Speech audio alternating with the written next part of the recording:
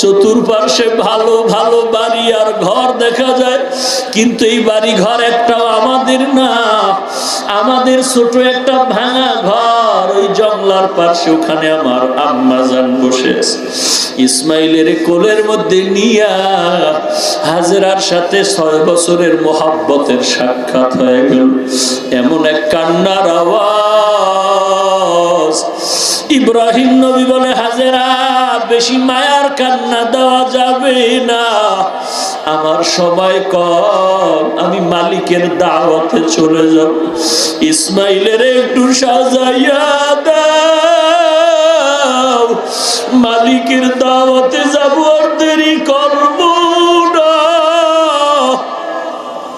মা হাজেরা মনে করলেন হয়তো দুনিয়ার কোন বাদশাহ দাওয়াত দিছে, আল্লাহ যে জবাইয়ের দাওয়াত দিছে হাজেরাও বুঝেন না।